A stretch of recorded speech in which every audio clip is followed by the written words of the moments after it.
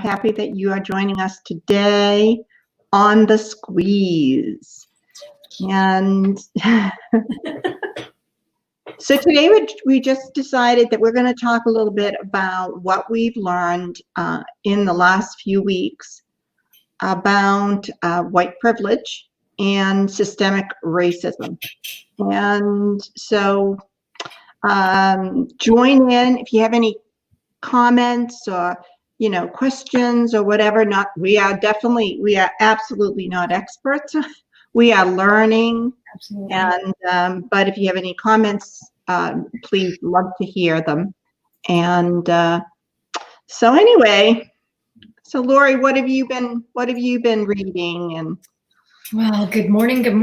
Well, good morning for me. Good morning, good afternoon to you, and good everything to anybody who's watching the replay, right? Right.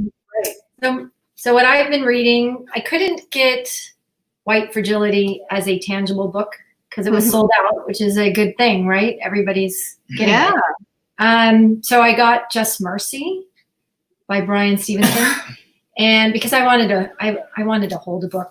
I read some on my Kindle, but what's fascinating is I got the book and I started reading it.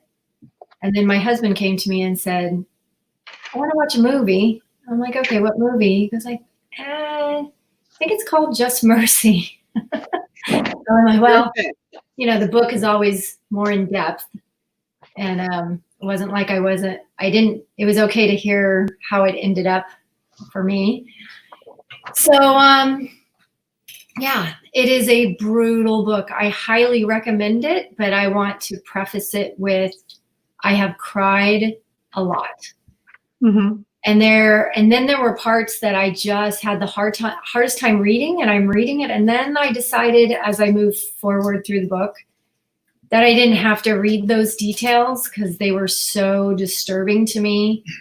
So I just scanned through some of the stuff that was so triggering, painful.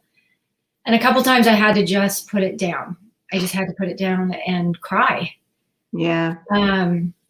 And then trying to get my head clear and grounded and back, into my body, looking through like a House Beautiful magazine because I work in the interior design industry. And then I'm looking at all this and looking at these people who spend an exorbitant amount of money on redoing their houses and And I just started feeling like,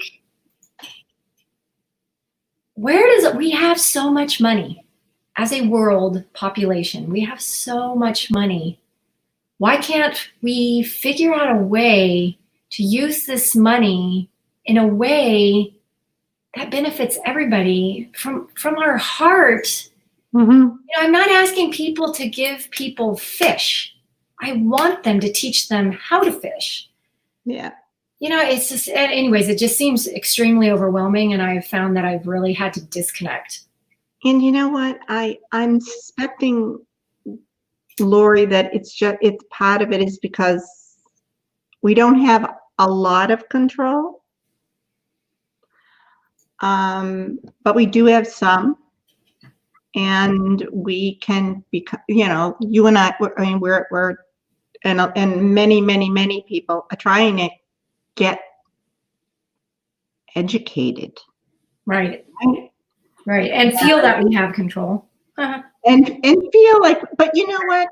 I mean, I do believe, I would like to believe our vote counts. And you and I say all the time, please register to vote. And I think that, I don't know.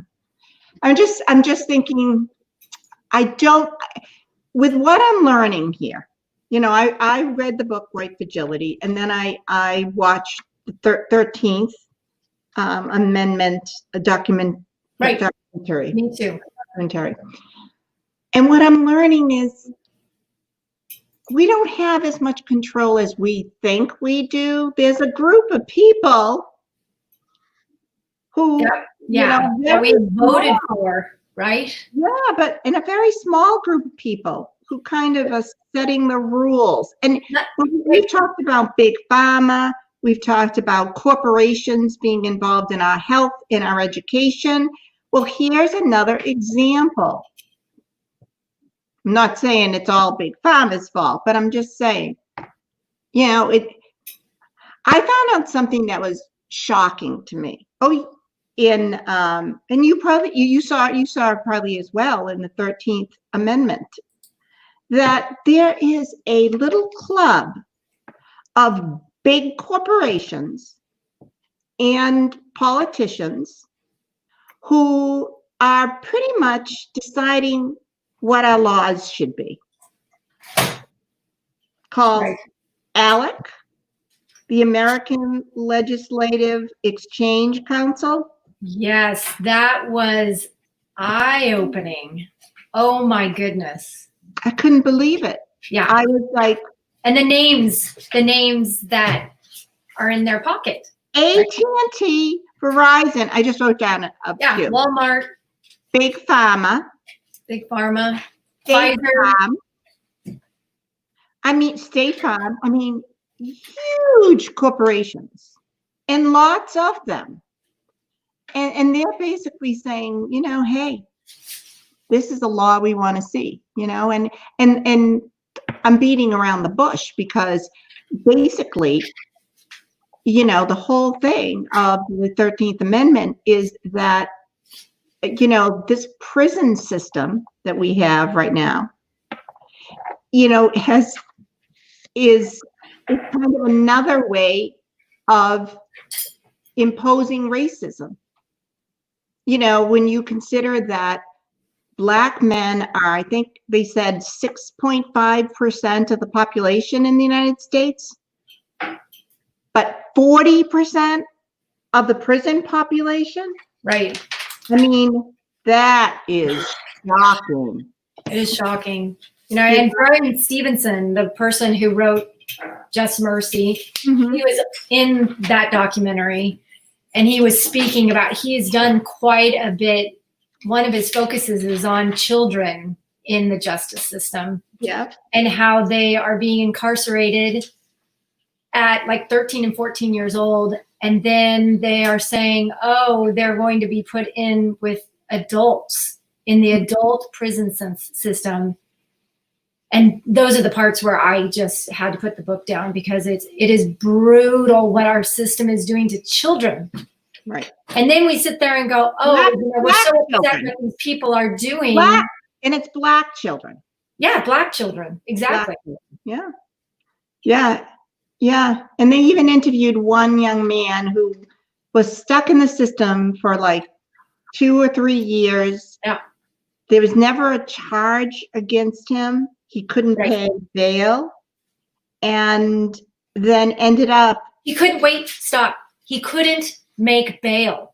Right. He's in prison on charges. There were no charges. Right. It was one of those, Allan is here. Hi, Allan. I mean, the whole a brake light out. Thank you. He's thrown in jail. He couldn't make bail. And so and they gave him the option, either plea and say you did it, even though you did not do it, but you'll get out sooner and you don't have the money to get out. Right. So I was like, do I do that? He's like 13 or 14, right, Lucille? Yeah. Or you go through the system, you go through the legal system, you go through the courts, and you could get up to like 30 years for doing nothing. And then you have a child who has no support making that decision. Right. Oh my God. And this is what is just, well, it's all devastating. But when you see that, and they say very often, so they're saying very often in, you know, when Black men, you know, are in the system, an error occurred. Wait a minute. Hold on. I don't know it just said Facebook automatically deletes all streams that don't go live within 10 minutes. I think we're live, aren't we? Yeah, you hit live. I think we are. I think that might have come up before, you know. Oh, all right. We are in Mercury retrograde. Right. So, yeah, but it said that most Black men will take a plea bargain because they're worried about, because of these mandatory sentences, that if you get, if you're found guilty, you end up getting this exorbitant sentence that doesn't really fit whatever it is, they're charged with.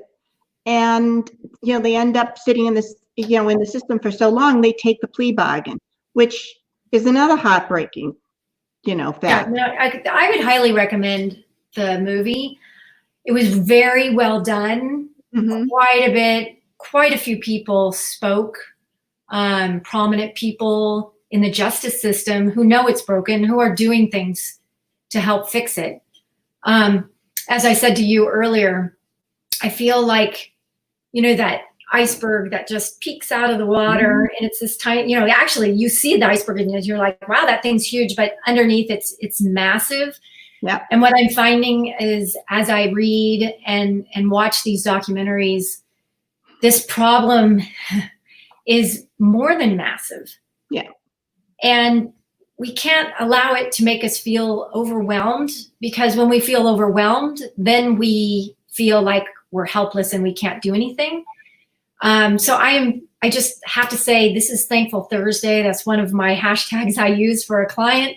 And I am so, so grateful to you, Lucille, and for everybody who joins us and watches and has given us really awesome feedback for the squeeze, because if we didn't have all that, I don't think I would keep going, because you need those little wins to feel like, okay, someone's listening, someone cares, this is helping someone. Yeah. Because I feel like, God, I've got to do something. I told my husband, I can't just sit here and do nothing. I just have to speak out. I have to figure out ways, no matter what they are. I've got to make incremental progress. Right. Or I will feel like the worst human. And I just want to, I just want to note that our Facebook feed did not take. Okay, that's fine. We are live on YouTube. Yay, the YouTube viewers. And I think I'll just put that up, that we're on YouTube. But anyway, it's broken. Yeah. And then, it's interesting, because also in White Fragility, the author Robin Diangelo says that racism it gives the example of a pier that is above the water, but the pillars are submerged. The same thing that you're just saying in terms of, an iceberg, you know what I mean? And it's the, the pillars that we need to break down. Right. We need to, all the the unspoken and whatever. But yeah, it just stunned me. So White Fragility was really a good book to read. Yeah, tell me some. I haven't Right, read it. I will read it. So a lot of it, White Fragility is white privilege, and how racism it's just, systemic racism. We don't even realize it. Right. We don't even realize it's happening in a way, particularly for white people, where, we're brought up with everyone around us is white.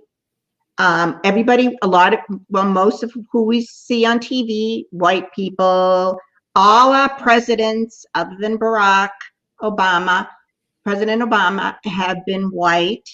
Growing up, they were all white. You know what I mean? And it's like, what I found really, hit me most was how, she said that so many white people will say, oh, well, that doesn't apply to me. I'm not racist. And a good point she made, you've got to understand the difference between systemic racism, which is so pervasive that it almost goes unseen. Oh, we're born into it. We're born into it. And So it's not like we say you're born into this, this, and this. You just feel it. You just know it. It's just there. Right? It's just there. And then racial prejudice, which is an individual act. So we say, okay, well, I'm not prejudiced, but that's systemic racism. You can't avoid it. And she said, people will say, well, I'm not racist. A couple of things that I noted that I wrote down. She'll say, I'm not racist because I treat everyone equal. Well, you can't. Human beings are not objective. We're not. As much as we want to say we try. We definitely try. Some people try. You and I try. But when there are things we don't even realize. Right? I mean, I never gave a thought, and before I started to read this book, about, I don't worry about where I travel to, what city I don't worry. Yeah, you live in a different area. I do. I'm sorry. I'm sorry. No. Oh, no. What I mean in terms of how people are going to react to me. So explain what you're saying, because I think we're talking two things on that. I was an exchange student to Brazil. I had much blonder hair than I do now. I want to say I have blonde hair, but some people say that's brown hair. But I grew up with blonde hair, so I keep thinking I have blonde hair. But very white person, blonde hair in Brazil in 1982. Yeah. And people hadn't seen anybody that looked like me in Brazil. In the area that I was in Minas Gerais. And I've never had people stare at me, whispering, talking, because I don't speak Portuguese.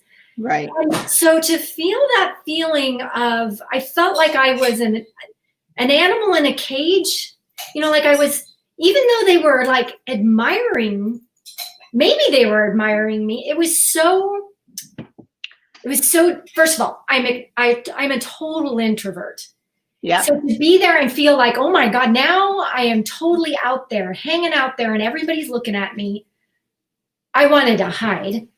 So I have felt that feeling, so minor. It is weird. It is discomforting. It is not a place that feels comfortable.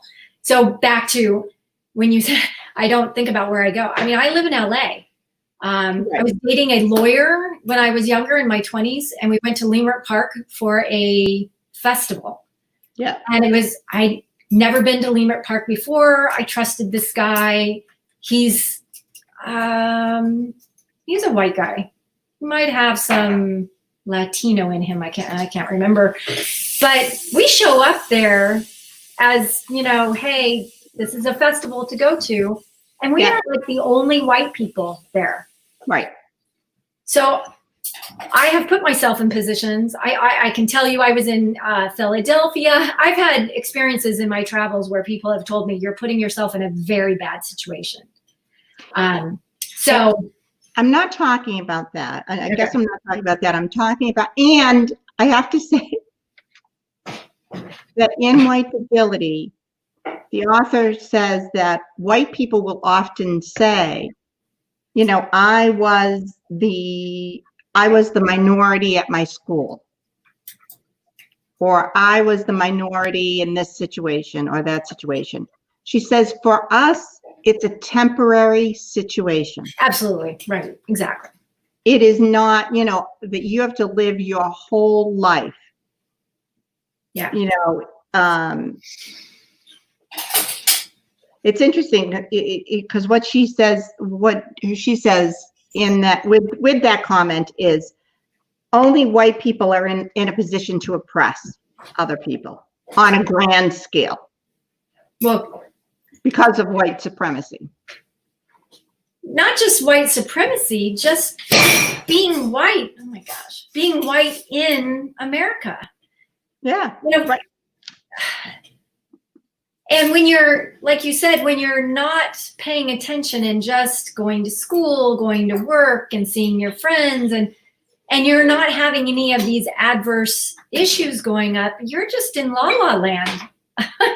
Right. And so, I mean, digging deep into these things, I realize how much I have been in La La Land. Right. Right. I agree. And I told the story last week about how, when I was younger, I was in college, and I had that discussion with one of my fellow students who was Black, and she said, I said, oh, I know all about discrimination. My family came from Italy, and we suffered discrimination, but that's what that's exactly, she was saying to me, yeah, but you can assimilate. I can't. My skin is Black, and now I'm like, oh my gosh, here I am. How many decades did it take? Really, kind of, you know what I mean? To get that does, what happened to us was a maybe 10 years or 5 years, or my family.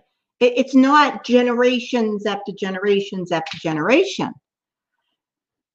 Anyway, but yeah, it's also just thinking about, again, going back to the 13th Amendment, the fact that so many presidents have been elected by manipulating that systemic racism. So it's not that we really know we're racist, right? But they know they manipulate it, and like the whole big thing, the whole discussion about, well, I'm a law and order president, now our current president is using that too. Well, where that started? I mean, the law and order baloney crap was in with the Ku Klux Klan. And according to the documentary. And what Lauren, it's like buzzwords or replacement words for, instead,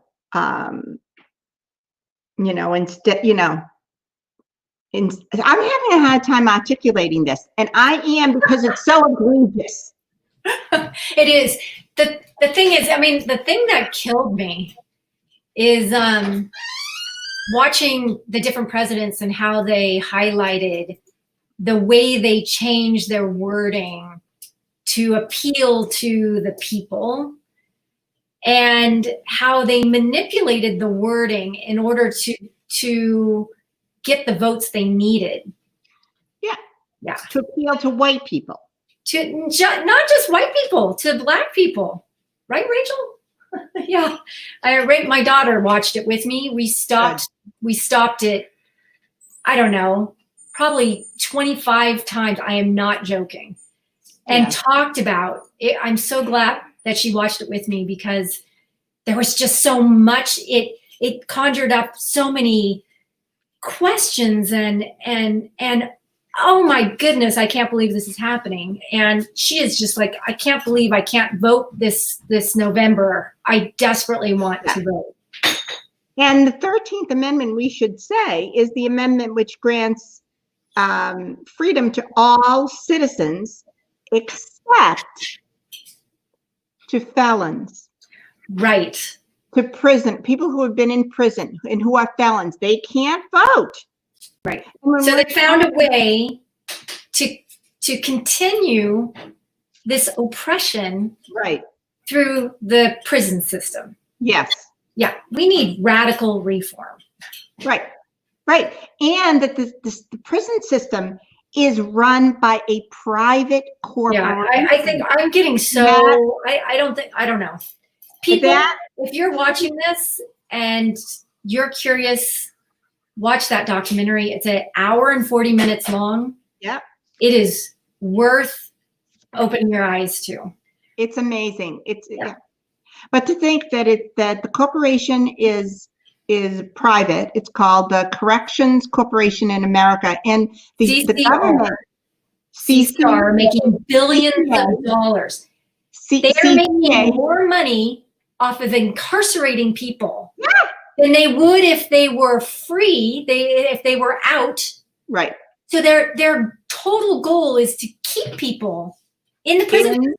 It went from 357,000 people in 1970 to over 2 million people incarcerated in the year 2000. And that's mostly Black men, because, like I said, the statistics are 40 taken away from their families.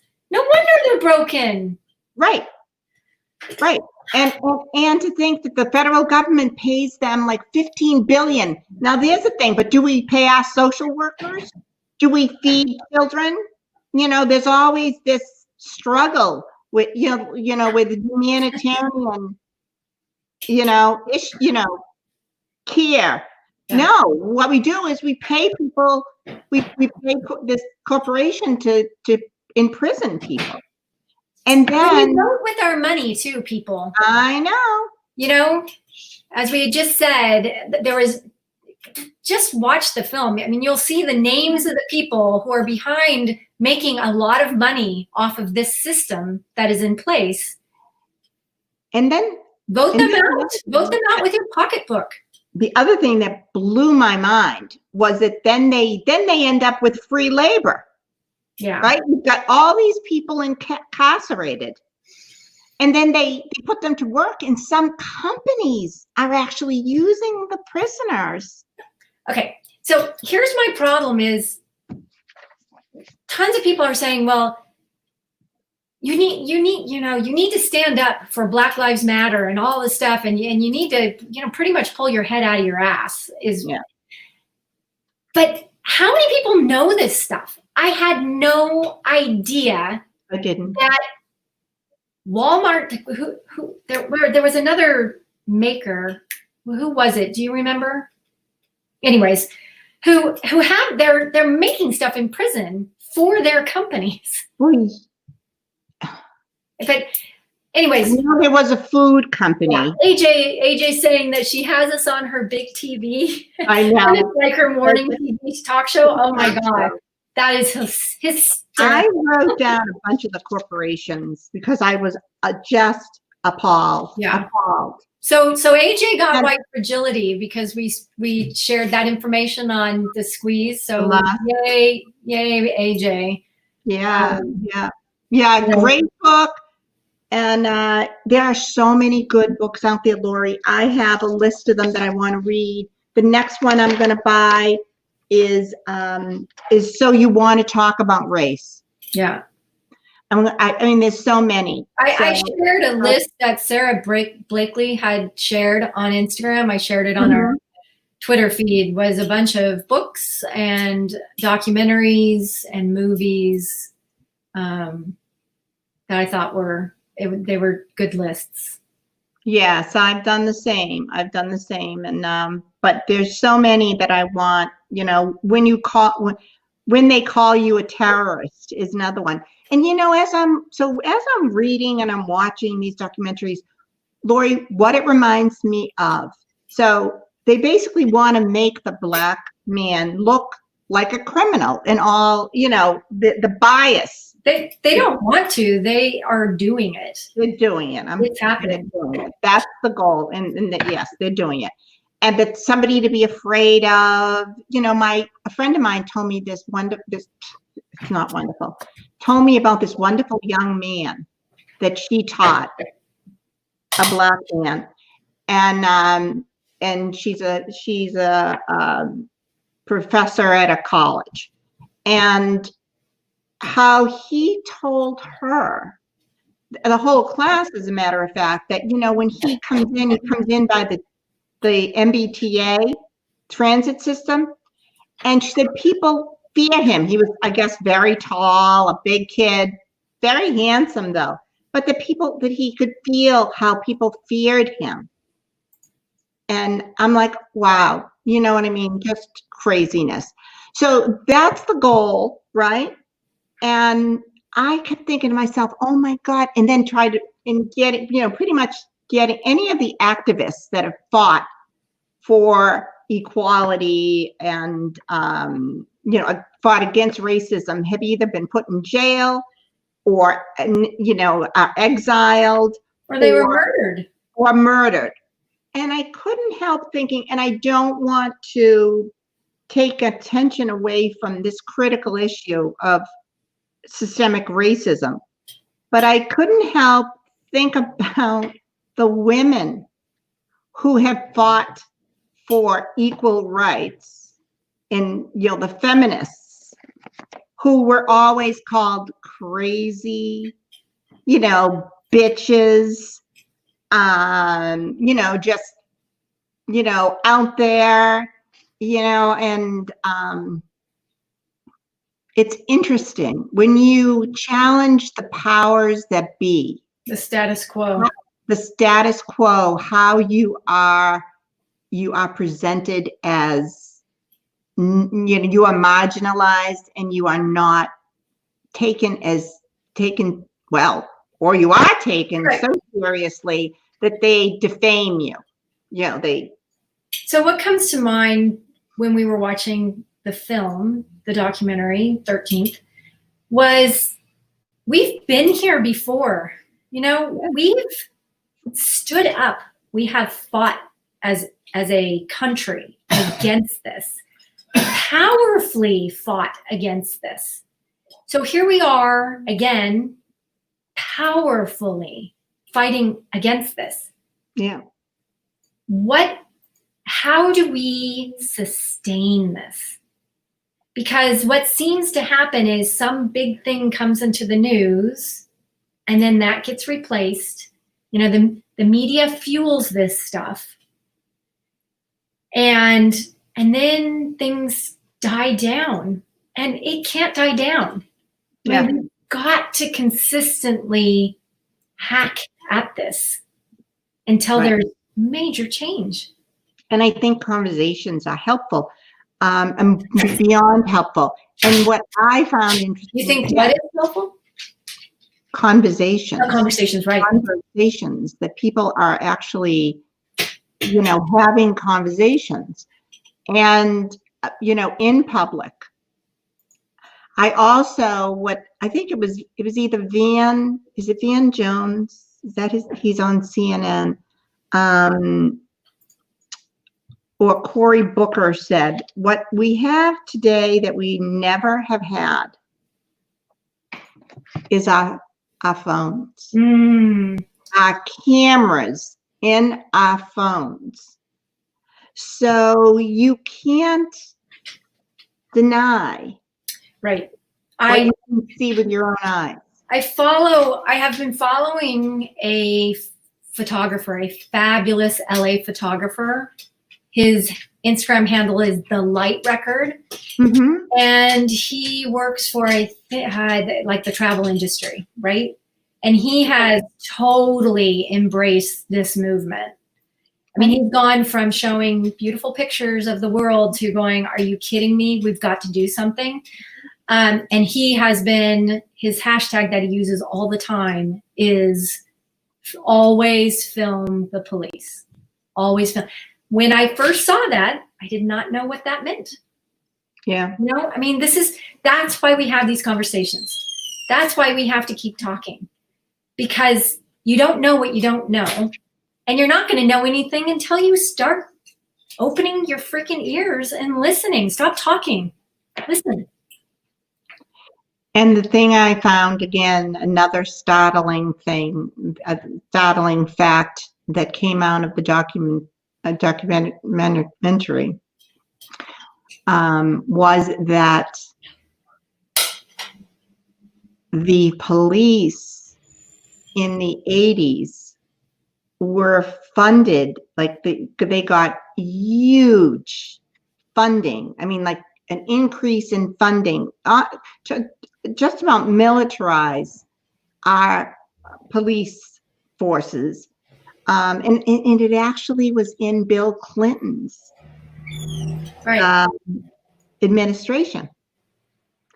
And so when we're hearing, it just puts things in perspective. Well, because people were saying, I don't know which president, but that, you know, that we have a war on drugs.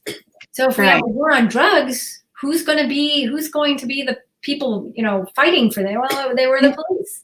And that was Reagan. Reagan did that, and Bush. Yeah. Reagan and Bush. It's been like all the way. I mean, every single one of our presidents have used language. So we have got to vote. I mean, you've got to dig deep too. The other thing that I'm figuring out, I'm going to bring up my book again. Yeah. Bryan Stevenson is a lawyer, and he is sharing stories about how these people that are on death row had the worst lawyers working for them. Mm-hmm. So, and then the judges going, la la la, I don't care that you have just given me tons of information that should reverse the initial case. They're like, no, this should have been brought up originally. Well, he was represented by an awful lawyer. So what I'm trying to get at is those judges aren't listening. And how are those judges, how many times do you look at your ballot and there's a bunch of circuit court judges and I know nothing about them. I am no longer going to look at that and go, I don't know. I'm no longer doing that. I'm making a commitment. Hold me accountable. Yeah. Yeah.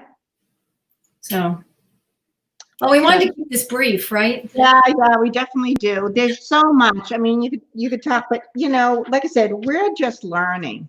We're learning. It's horrific, and hey, it's my duty. It's our duty, right? It's our duty. We're just coming into this awareness, this deep awareness, where the Black community has been struggling forever with this. So we really do need to be, I'm committed, and I know you are too, Lori, to become an ally. Right. And help as much as we possibly help. Well, here's the deal is we can't do everything, but every single one of us, I don't care how much money you have, how much money you don't have. You have something in you that can do something. And there are billions of people in this world. And if we all did something, right, the world would be a better place. Yes. And we've seen the change in the last couple of weeks that, I've made calls. It is, to me, that hope of seeing the change from the call to action that I've seen, it is truly amazing. And we have to keep that momentum. We've got to keep the momentum. Yeah. Yeah. So vote, local, get involved. Make sure you're voting in the right people. Mm-hmm. Mm-hmm. Yeah. Vote with your pocketbook. Vote with your wallet. Be aware of how a lot of these corporations are complicit. Yeah. And they're putting profit over people. That's it, Lori. That's it. That's all I could think of is, Oh, Allan just said, thank you so much for this. You two are amazing. My heart is full right now. Oh. Well, I'm glad your heart is full. That means I feel like I need to meditate and ground and get some energy back because it is draining and hard. But you know what? We need to know how to fill our cups so that we have that energy, because a depleted person can't do the work they need to do. So you need to take care of yourself, self-care, so that you can get back out there and do your thing, right? Right. So we thank everyone who's been with us today. Thank you so much. We are continuing. If you have any suggestions for us as to what we should be reading, that would love to hear. Right. Or any of your thoughts, we'd love to hear them. And we will be back in 2 weeks and on YouTube and Facebook. Hopefully Facebook next time. I know. I don't know what happened today, but anyway. Good thing we had YouTube. I know. So I'm just going to chalk it up to Mercury retrograde. There we go. And so anyway, thanks a lot, everyone, for watching us. And we will see you in a couple weeks. Yes. Yes. Take care. Bye. Bye.